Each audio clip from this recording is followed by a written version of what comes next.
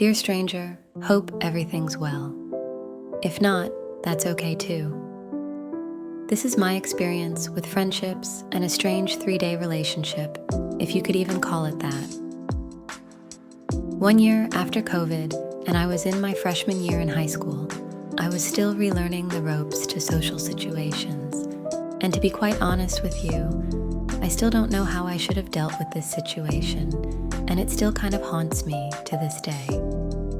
I didn't have many friends, and when I went into my art class on the first day of school, we were assigned seats. I was surrounded by 2 girls and a guy.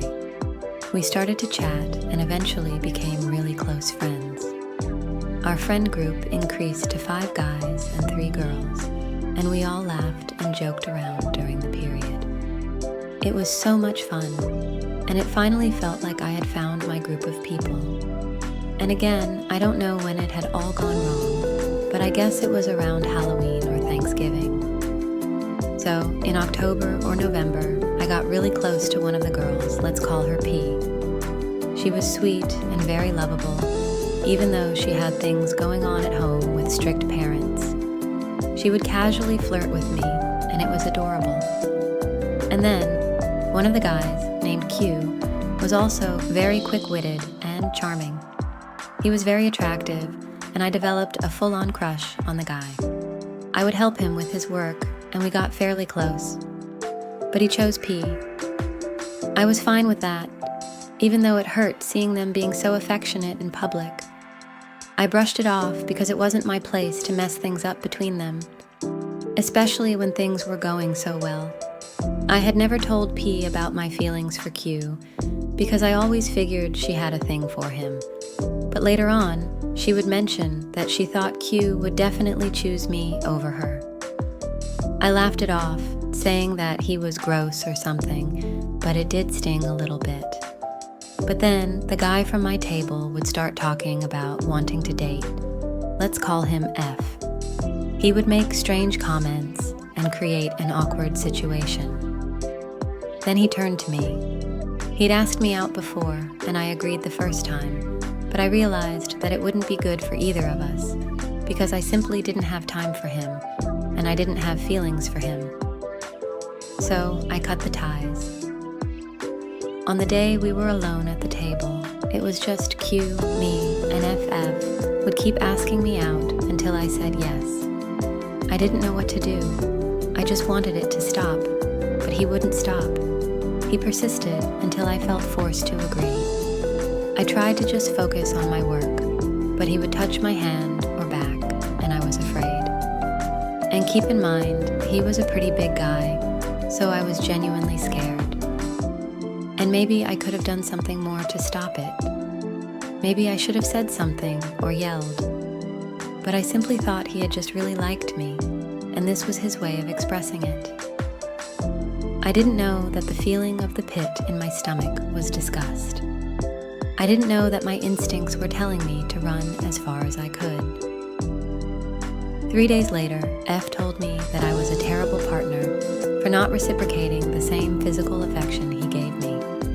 I had never wanted it. I was very uncomfortable. I never really liked being touched to begin with. I started to hate his face and the way he'd show affection, but it was simply a copy of what P and Q were doing.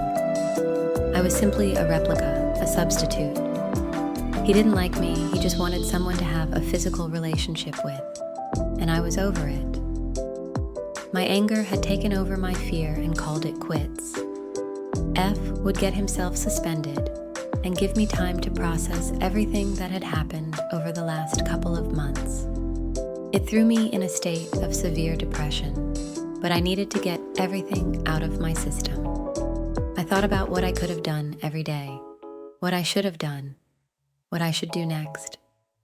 I consulted my friends, and they all told me the same thing. Give him the cold shoulder and ignore him. I was overtaken by my fears again.